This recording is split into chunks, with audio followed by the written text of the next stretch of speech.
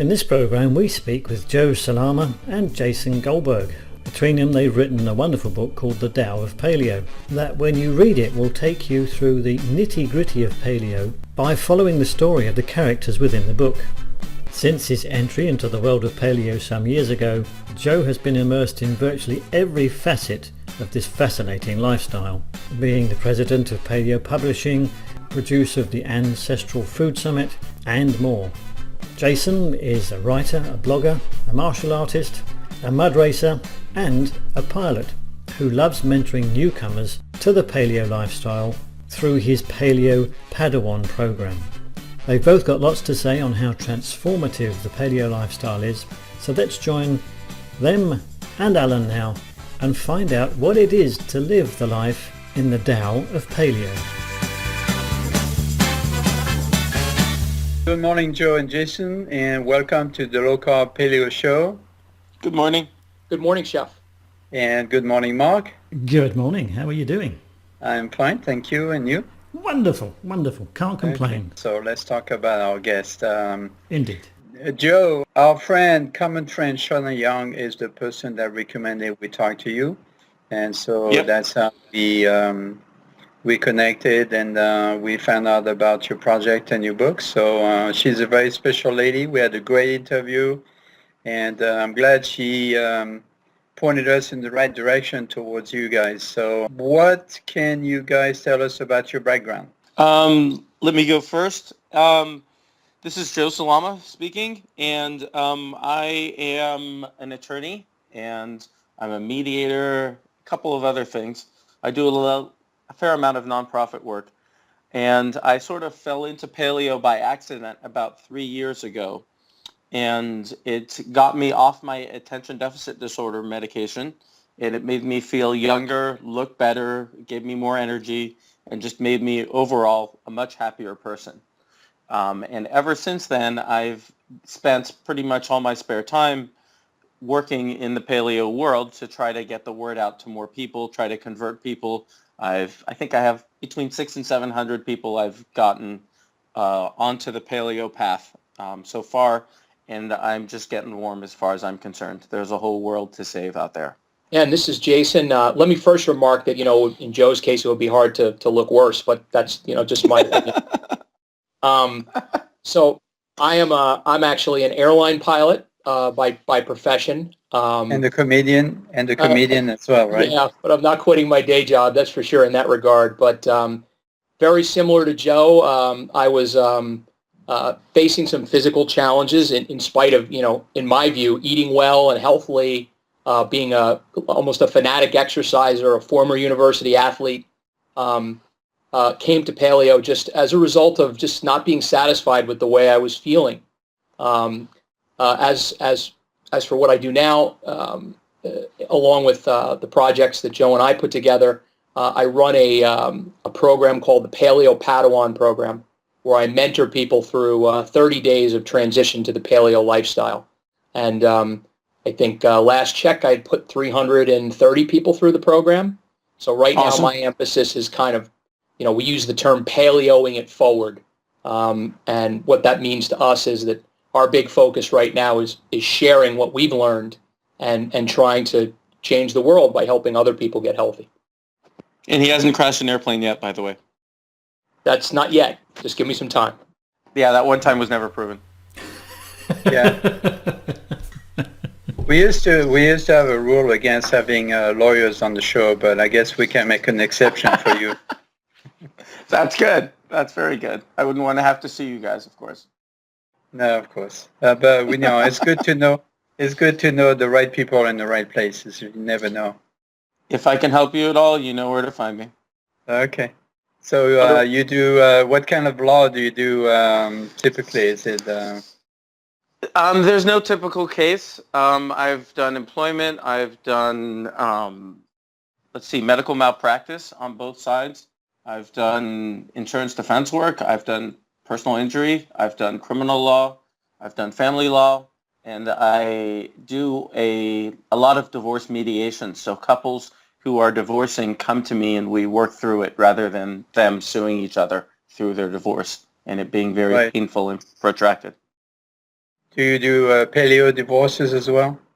I've been helping the paleo community out, but a lot of their stuff that they need is intellectual property and copyright and stuff like that. So I have a good friend I refer them to for that stuff. That was my attempt at a joke right here.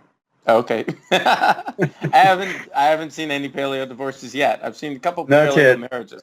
Yeah. Are you saying that paleo people stay married longer than the regular people? I think that they have something in common that's very important. I think that paleo enhances their sex life. And I'm sure that plays a part in keeping people together. Mm-hmm. And here we go, Joe's favorite subject.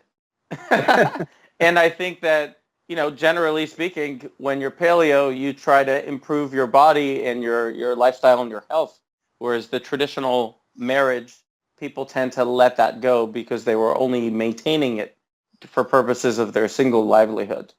Right. So, I think that there's a higher chance. I don't have any statistics to prove it, but I think there's a higher chance that the couple are going to be together and live happier and healthier longer together.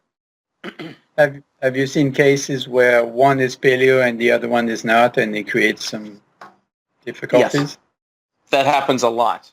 There are threads all over the internet about that, where one of the parties actually libido skyrockets. Yes, it is my favorite subject. It appears to be, Jason. And the other person's isn't there, and they are complaining, and they get all sorts of advice from people to talk to the person and let them know that they're going to have an extramarital affair if they need to, because they're unsatisfied. So that happens a lot. But also the other aspect of it that happens a lot is they're concerned about the other person's health. The other person is, more often than not, it's the husband that isn't willing to do it. And sometimes he's not willing to have a uniform front for the child. So the husband will be taking the kid out to McDonald's or Taco Bell or whatever, and the wife will be frustrated because the child will have attention deficit disorder, the husband will be overweight or have a heart condition. And it's a very frustrating thing to be in that situation. Something neither of them thought about or could have possibly predicted when they first got together, That brings me to a problem I have. I am single. I've been divorced for 20-something years. And my problem is, I'm sorry? Congratulations. Thank you. I somehow survived it. But my problem is dating. I cannot find someone, it's going to sound silly, I'm sure, but paleo dating, maybe we should start a business there, paleo dating, because I can't find anybody that would fit my regimen or my beliefs in food and stuff like that. So I don't know. I understand what you're saying. I only date paleo women, and the last several I've met online through Facebook, actually. Because that's the only place I know where to find paleo women. But there's also a website called sameplate.com, and it's run by a gentleman named Jeff Nimoy. And it's not just for paleo people, for vegans, for whatever, but it's based on the principle that, you want to try to find somebody who eats the same way as you do. Can you hear the pen scribing into the paper there? Chef, who was it? It was Ralat Sabarin who said, show me what you eat and I'll tell you what you are, I think, right? Yes, absolutely, yes. I did write down, this is sameplate.com, right? Yes. Okay, once we close the show, I'm going to run to that website. Sounds good. I do have a nice following on Facebook, but I haven't dared ask anyone out, from my paleo, my Facebook page. So maybe I should try that. Who knows? You need to leverage that fame, Chef. I think it's a great idea. This is one of the biggest misconceptions out there. Being French and being a chef actually scares a lot of women away because they think, oh my God, the guy is not only is a chef, which means I can cook for him, but then to make things more complicated, he's paleo on top of that. So it's like impossible to please. And of course, don't forget your French as well. So you're renowned as a lover already. Right. Oh, see, that's pretty good. Yeah, but and then the Speedo comes out, and it's it's just all over. Ruins it. Well, I like to show myself in my splendor.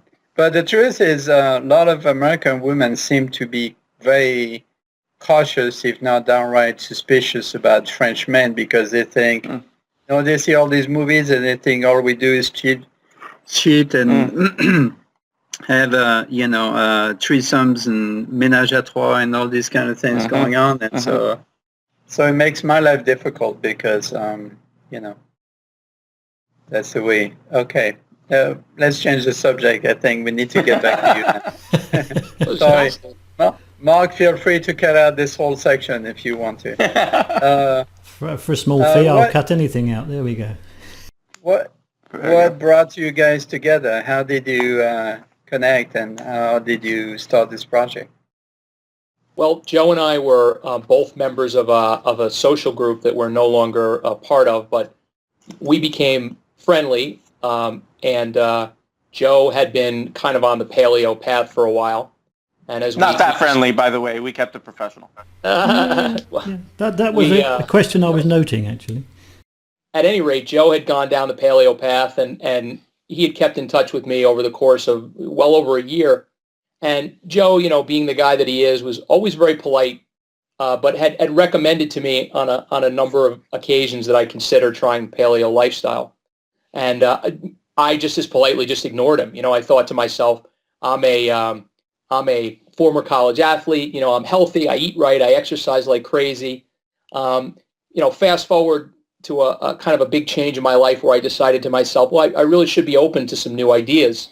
And one of the ideas that I kind of embraced was what Joe had been suggesting to me for a long time, that I go down the paleo path. And suffice it to say that it was transformative for my life. So as a result, in the course of discussions, being a writer and a poet, kind of as my avocation, as opposed to my career, I proposed an idea to Joe that we use the instrument of a book to try to help people, kind of benefit the same way that we had benefited. And I'll turn it over to Joe to tell you what he thought of this idea. I knew Jason online. He's always been a gentleman. He's been a solid, reliable, stalwart friend. And then I listen. He tells me this idea, and I think, it's not a really great idea. I have to say, I don't see it. I'm not quite grasping the brilliance of it. And then so I was trying to think, how am I going to tell him this? Because, I got to try to put it tactfully. And then he said, would you please just, send me, would you please take a second to look over this sample I'm going to put together? So I said, sure, I'll take a look at it. That's fine. So he sent me the sample, and I started looking at it, and I was laughing my ass off. It needed some refinement, but he managed to communicate the brilliance of this idea to me. And it basically comes down to there's a lot of information and a lot of knowledge and a lot of, there's a whole lot to the paleo thing. It's not just about food. And if you look at a lot of the books out there, which I'm grateful that they're out there, because maybe I would not have come across paleo if it weren't for some of these books, but they read like textbooks. And this brought all that information and knowledge into the reader, into a reading format that was fun and accessible. It's great. If you can learn and have a good time at the same time, why not? So I got back to Jason and I said, hey, this is great. Let's go with it. And after about a year and a half of painful writing and editing later, and I'm Chef, you've written a book, and you know this as well, far better than I do. It was maybe 5 or 6 months of writing and then 8 or 9 months of editing. So even, kind of putting together even a free-flowing kind of fun book is an incredible effort. So I think maybe a year and a half later, we actually had a book. Yeah. And I was talking with someone at the Ancestral Health Symposium about just what a bad return on your investment it is hourly wise. It's not a great hourly rate, no matter how successful your book is. But, if we can change the lives of some people out there and have fun in this at the same time, then why not, And as a result, Joe doesn't actually pay me because he's convinced me that the money isn't an issue. So he pays me in praise, and that makes me happy. Jason, you're looking very good today, by the way. I have to say, you're looking very handsome today. See that was my advance on the first 100 copies right there. and some change as well. I was going to say we do give a large portion of the profits to charity too. So we're helping people who buy it at the retail level for sure. But we're also helping people at the Farm to Consumer Legal Defense Fund, who defend farmers in litigation from big agriculture, from their local governments who are trying to restrict their ability to practice regular farming. We pay for lawyers to defend them with our contributions, with charitable contributions from the sale of the book. That's a great idea. So your book is called Tao of Paleo, Finding Your Path to Health and Harmony. Great title, by the way. And it aims to present the paleo lifestyle in a whole kind of different light than a typical paleo book, and more of a complete package. Can you tell us more about it? Yeah, so there's 2 points you make there, Chef, and both of them are really good ones. And it goes back to what Joe had mentioned about the canon of paleo kind of literature that exists out there now. There are a lot of really good paleo books out there. A lot of them are written in a very complex way. And Joe and I felt like it's very hard to engage somebody when you're not capturing their attention and entertaining them at the same time as educating them. So right off the bat, that's what we wanted to do. So we wrote the book in a conversational style between Joe and I, and we added fictitious characters, and we made it almost like one of the Greek dialogues, but with a real edge. We say some pretty outrageous things, and with the idea that it's really important to engage somebody by entertaining them. I don't think that somebody will get done with this book and be bored. They may be horrified, disgusted, scarred for life, but they won't. We definitely put some things in there that no sane publisher would ever put in there, which is something that we enjoyed doing, actually. So off the bat, we feel like the entertainment piece is really big. But there's another piece there, and that's that so much of the paleo literature out there focuses very narrowly, probably on food and maybe exercise. Now, both of those are really important components of the paleo lifestyle, but we view the paleo lifestyle as a Tao, a complete path. There are so many other aspects that are critical to health and well-being, like sleep, like stress, like mindset, like supplementation if you choose to supplement. So the other thing that we wanted to do in the book is we wanted to provide people with a complete template to get themselves started towards finding their own path. So we include really, really detailed, thorough information and a template for all those aspects.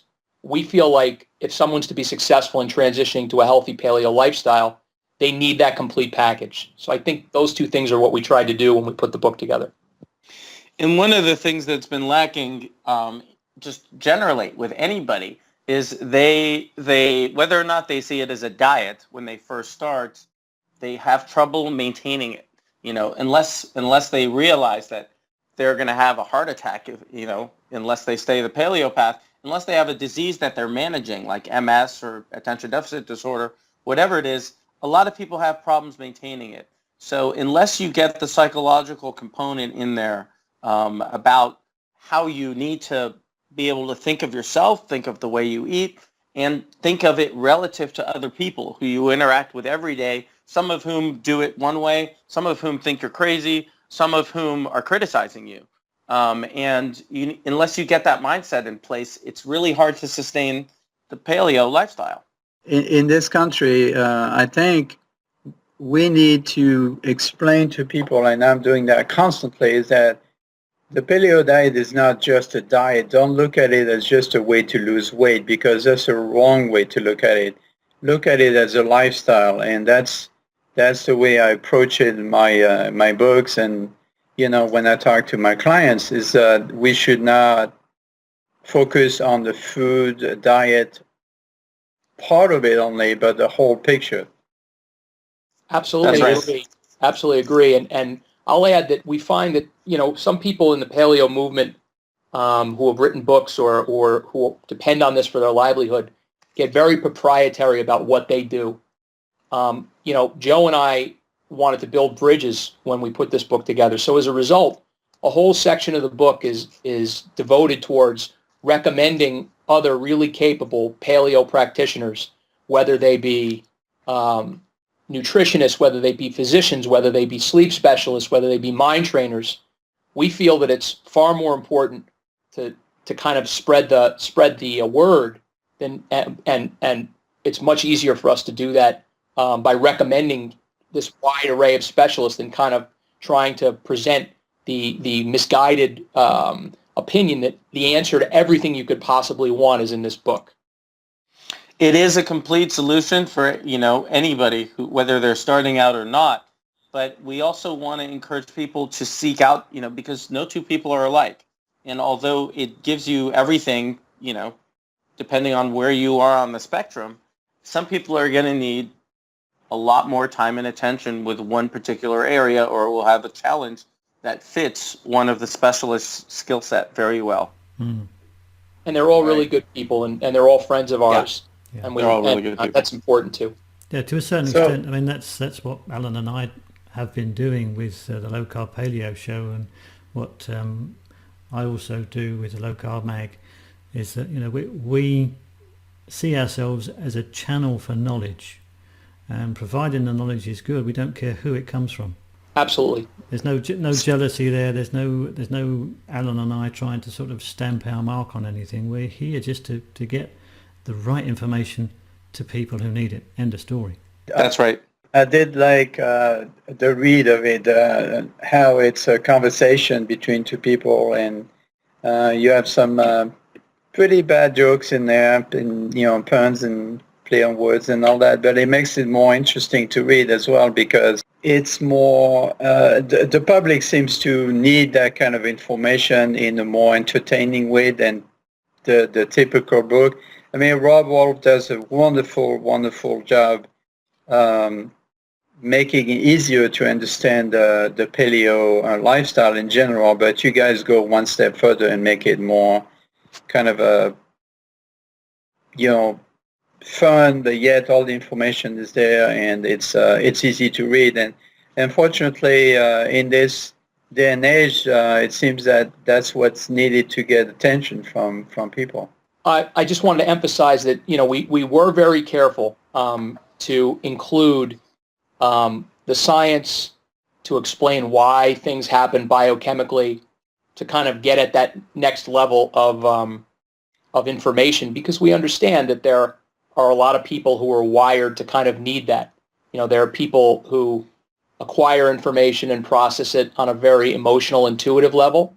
There are others who need to see the facts and the studies and the science. So we do feel like, although the book is entertaining and we designed it that way, we also designed it to satisfy those people who want to know why. In a how would you say, scholarly way, and boring, which can be happening sometime in some books. So thank you for that. In the scheme of, in the paleo scheme, where do you place yourself? I know there's different schools, and so what's your opinion on your version of the paleo?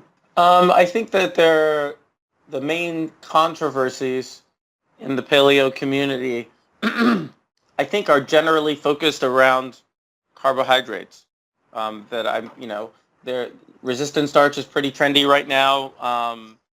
But I think for the most part, people, that and maybe the exercise. I think there are a lot of people who do CrossFit and high intensity training and swear by it and love it.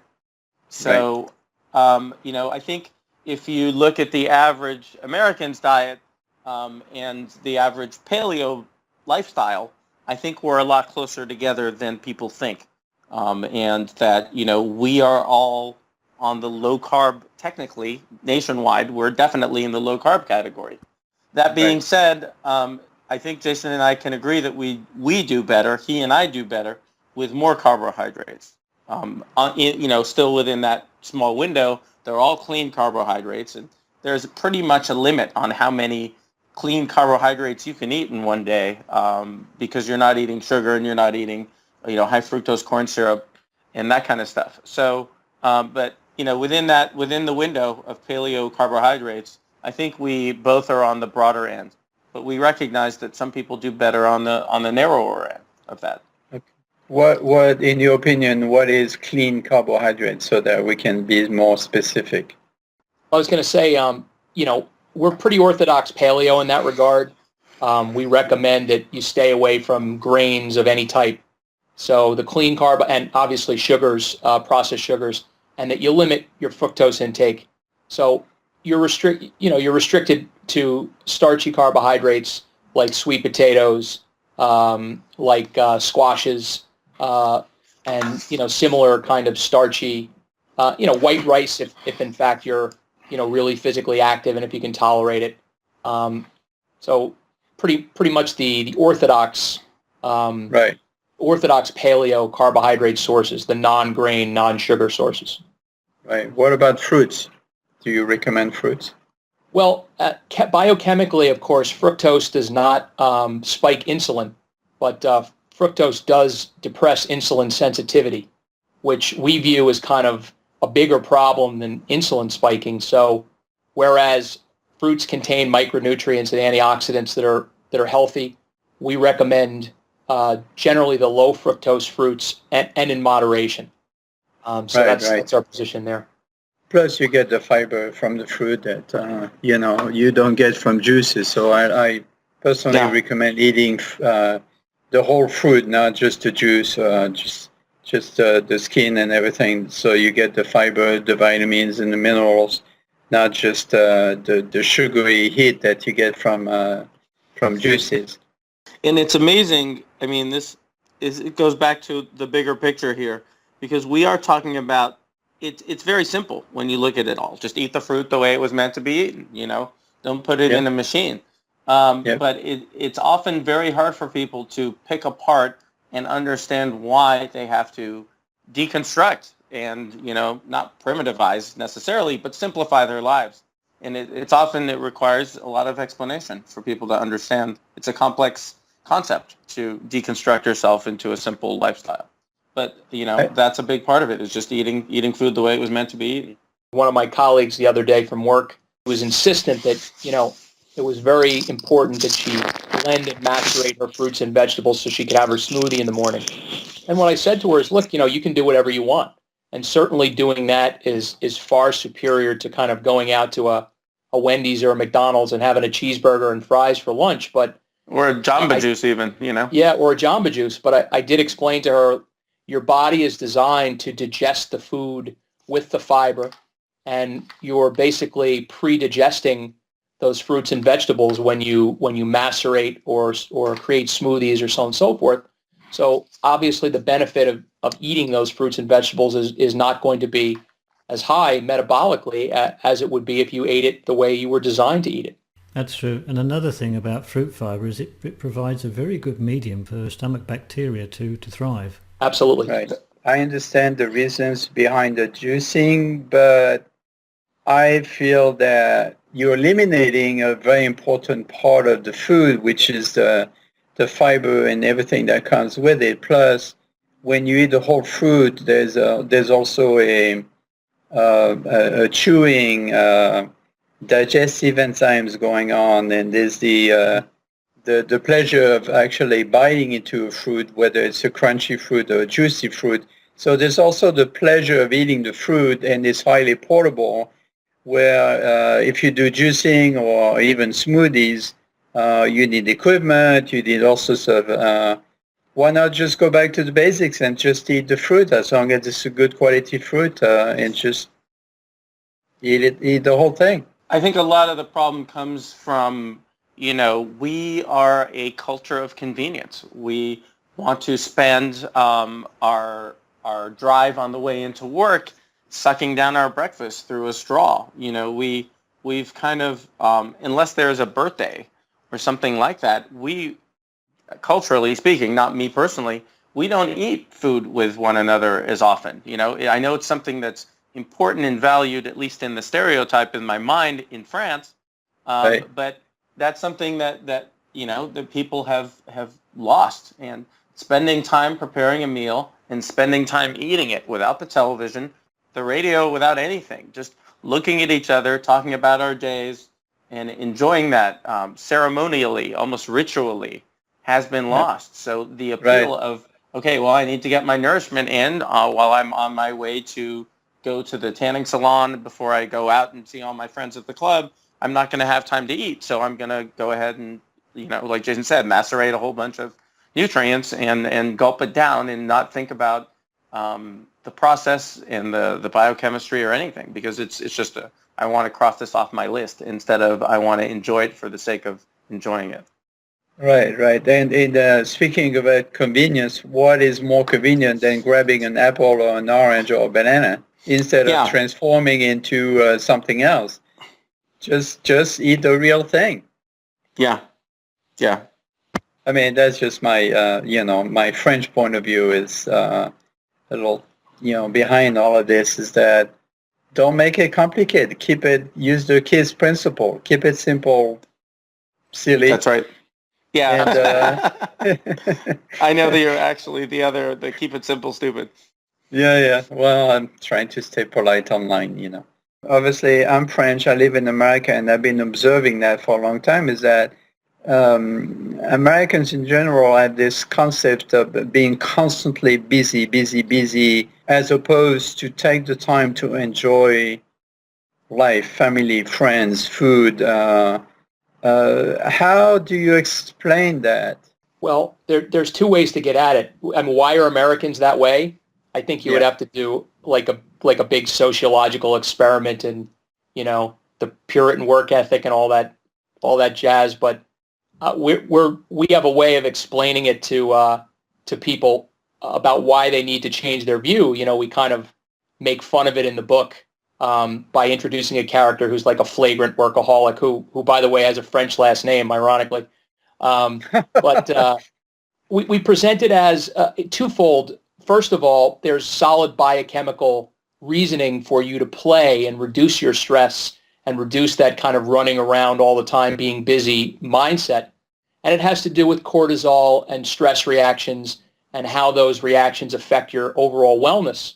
But there's also kind of a similar theme to what you were talking about with the food, chef. You'll just enjoy your life a lot more.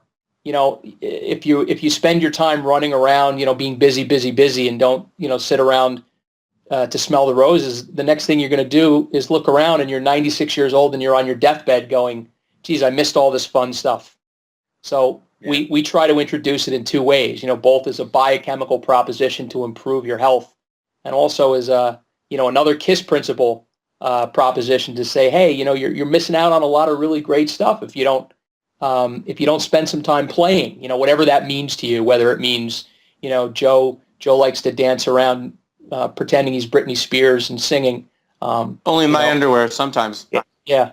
Some people like to do yoga. Some people like to do martial arts, hang out with your kids, play the guitar, whatever. But it's a key part of the paleo path, and it's a key part of being a human. And there's no doubt that Americans are really retrograde in this way. I can't speculate as to why it is, but we definitely address it in the book, and we really think it's important.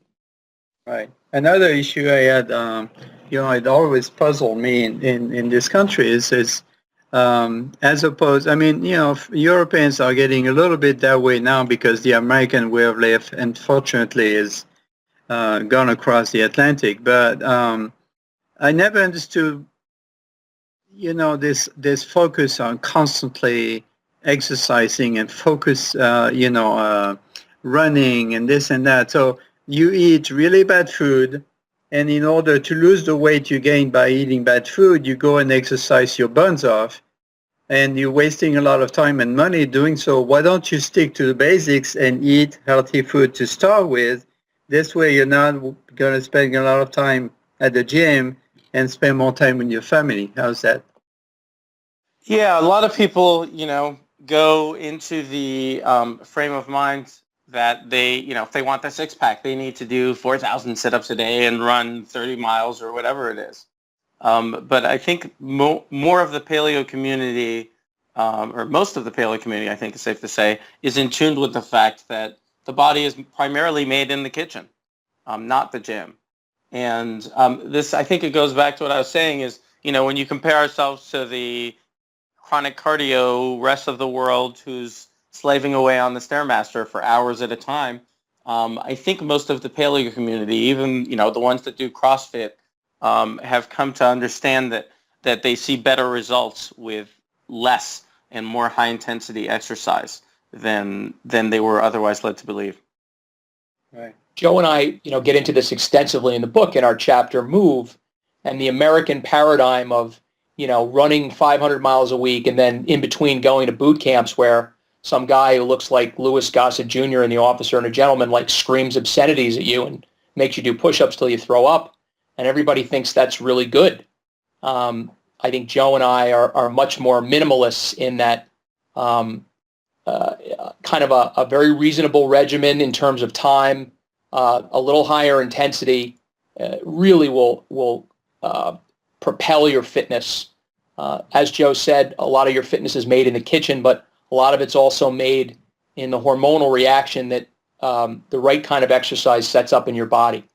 So It's really not about the workout. It's about the remaining 23 hours and 45 minutes of your day. And so we present a pretty evolutionary program where you can kind of enter the flow chart at any point. If you're very, very sedentary, if you have a lot of body weight, a lot of fat to lose, maybe we start you off with just long, slow walking, all the way up to if you're, like a fitness ninja, we add in some of the higher intensity interval training, but definitely from the principle of being a minimalist and less is more, and how do you create the effect that you want, greater health, without spending hours and hours in the gym doing things that are fundamentally bad for you and are regressive to your goals. Right. My, again, coming from a French point of view, and especially from the south of France, where we all have the reputation for being lazy, my favorite form of exercise is napping.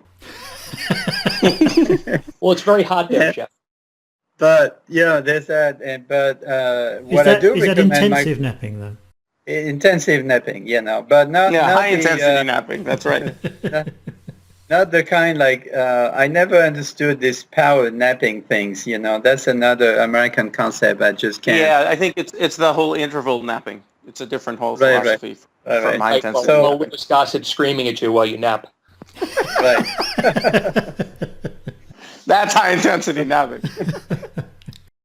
Well, what I tell my clients if they're inclined to do exercise is just pick something you really enjoy. If it's running, fine. If it's walking, if it's bicycling, my other favorite form of exercise is dancing. I love to dance, and it's a good way to have fun, get with the ladies, and burn some calories. It is outstanding exercise, and that's a great choice. Yeah, I think ideally you want to find something you can lose yourself into. And if you can get some playtime, some social time, and some exercise all at the same time, that's a big bonus. Because I think a lot of people end up doing things they don't like. They don't like looking forward to working out, although they may like the feeling afterward. But they see it as something that they have to do instead of just completely losing and immersing themselves in something that they are getting a workout from. Yeah.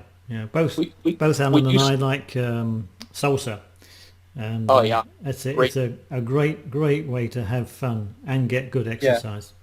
Yeah. Well, he likes the sauce. He likes the sauce, and I like the dance.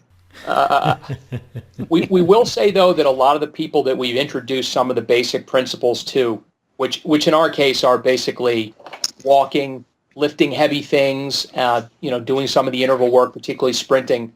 The reaction we get from most people, even people who kind of don't really like this idea, they're really, really into it. They really enjoy it. They feel very liberated by some things that their body can do all of a sudden. And we've had a really positive response to the basic template. That being said, the whole point of the book from an exercise point of view and otherwise is once you get yourself to a basic level of health using the template, the idea is to go out and find your own path, your own Tao, and So if yours is, doing ballroom dancing or like our character in the book, square dancing, then absolutely, that's part of finding your own path. Yeah, I can do square dancing. I'm not square enough. Going back to the big picture. So, can you tell us your position on sleep and the psychological part of it, and even the supplement side of your paleo version? So, from a sleep point of view, again, it's probably the most underrated part of living a healthy lifestyle. And again, something that we as Americans are really, really not doing a really good job of doing.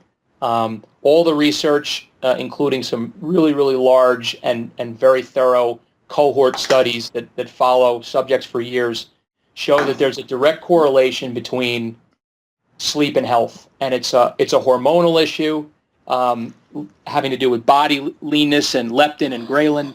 But again, it's also a quality of life issue. Where if you don't get enough sleep, you feel like crap. And life's not long enough to spend much of it running around feeling like crap. So basically what we get at the book is, as difficult as it is, it's part of your paleo template to get at least 8 hours of quality sleep a night. And then we get into some of the reasons why people don't get that sleep, whether it be a focus on having electronics in the bedroom and the effect of blue light. Maybe not having your room sufficiently dark or at the right temperature, maybe consuming alcohol and caffeine or exercising at the wrong times. So our position is that you need to get these 8 hours of sleep a night or it's going to have a negative effect on your health, but not just leaving you there. We try to give you a series of really practical, pragmatic tips for making your sleep better. And that's where we stand. On the supplement front, there is... we come from a culture where everyone is looking for that one pill that's going to make them feel younger, happier, healthier, whatever it is. And there is, I think, even in the paleo community, some tendency to over-supplement. And I think that, and because of that mentality, because you are just concerned. You may not be getting enough of these nutrients, so let's go ahead and double up or triple up or make sure that we're getting enough of them. And there's a danger to that. The danger is, the more realistic, the more important danger is that some of these things can be toxic at high levels. But the other danger is you're going to waste a whole lot of time and energy in overthinking things that you shouldn't be overthinking. So looking at the big picture, I think we are in agreement, and we say in the book, that you need to get your food from your nutrients from real food. That being said, our diets are not nearly as diverse as the diets from the paleo era, and they aren't even that diverse, considering what's available at the supermarket. Very few of us eat the amount of fish, a fatty fish, that we should be eating. Very few of us eat, shellfish on a regular basis. And shellfish, for example, is an amazingly high source of so many important minerals that just help you feel better, help you function better. Selenium, zinc, just to name a couple of them. Iodine from seafood. A lot of these things are probably lacking. Safely to say that they're probably lacking in the average person, even the average paleo person's diet, who isn't making an affirmative effort to diversify their foods. So, again, ideally from real food, but we look at the more popular vitamins and the more dangerous vitamins and minerals that you do and don't want to be supplementing with in more depth in the book. But we do encourage supplementation if your diet isn't diverse enough. If you can get it from real food, then that's all the better, because it's a lot more bioavailable, absorbable, and healthy because you're getting them in the right amounts with the right other ingredients in order to make it available to your body. And we do get to present one of our favorite characters, Joe, who I believe is a sexual predator cannibal. Yeah, I think that's a safe way to say it. Yep. You'll like Cecilia. She's fun. And she does some outrageous things. I'd like to jump in on the supplement side. Due to all the research I've done on GMOs recently for my new book, a lot of supplements I would not recommend. They're loaded with genetically engineered ingredients, and that's an issue I take very seriously. So my suggestion is typically to focus on supplements that are food-based. For example, fish oil, Or blue green algae, kelp iodine, yeah. right? Probiotics to help your digestive system. It's, a lot of the supplements we buy, the commercial brands, are, I'm sorry to say, but a lot of them are not safe. And a lot of them don't do anything, and a lot of them are not paleo, and No. I totally agree with you on that. And they're created in a lab. There's nothing natural about them. And so I would be highly careful about the quality of the supplements. I would suggest you focus on a few of very good quality instead of, I see people with 20 bottles of different supplements. It's like, how can you even swallow all of this? Yeah, You know? yeah. And then ditch the multivitamin, because there are a lot of things in there that just have the opposite effect, that are not absorbable, that may increase your chance of an arteriosclerotic incident, actually, in the case of calcium. But yeah, a lot of people overthink it, and I think that comes from that appeal, that where they're looking for the magic pill. But, if you can get your minerals, important minerals, and collagen and a bunch of other great things from bone broth, that's a great source of food too. I agree with you that the real food sources are so much better. I think we say that specifically in the book, that the best supplements that we recommend are really just real foods in a different form. So we completely agree. Yeah. Well, very good. We talked about sleep. We talked about play. What about the psychological or the feelings side of paleo? So we do talk about, there are a lot of different new emotional things that arise when you go, and we're not talking about libido for a change. So one of the things is, you may go from being an overweight, unattractive male or female, to being an attractive, healthy weighted male or female, or healthy looking weighted, because again, we don't want people to measure themselves and use the scale, but they'll go from being a lesser attractive to a more attractive person when they go on paleo. And with that comes a lot of, emotional issues. Okay, well, all of a sudden, I'm getting the attention that I've always wanted from the people I've always wanted it, but is this something I should be responding to? Because, maybe that person was shallow to begin with, and it comes with a whole lot of sort of growing pains that are new issues that for the first time in someone's life at the age of, 35, they might be experiencing, or older than that even. Another one is, sort of the dogmatic view is, you see someone and like the other day I saw a woman at the place where I got a burrito bowl, and she was pregnant, 8 months. I showed her pictures of my kids, and we were talking, and she got a to-go order, and she, like I said, she was really pregnant, and she said, "Oh, I need a 2 cans of Diet Coke for my daily fix." And I was thinking, to myself, aspartame gives me attention deficit disorder. It's you want to help people and you want to change the world, and if she were sitting down at the table, I might have had a different point of view. But you also need to know when not to say something, and you need to be tactful. You're not going to change the world by getting into fights. So unless you can do it tactfully and persuade people, and you have the time and the finesse to do it, it's more often better to keep your opinions to yourself and also not judge the person, because a few years ago you were in their shoes. So a lot of us think that what necessarily works for us has to work for other people. Maybe not the people on this phone call, maybe not your listeners, but definitely there are people in the paleo community who are saying if you don't do ketogenic and you don't do intermittent fasting, then what the hell are you thinking? You're obviously wrong. And so managing that dogma and managing that mentality is important, and how to do it, along with the other thing, how to assess and reassess and learn to appreciate your own physical transformation and health transformation. We address those in the book, and there are a couple other angles that we go at it too that we don't think anyone else has really talked about, that are just important angles.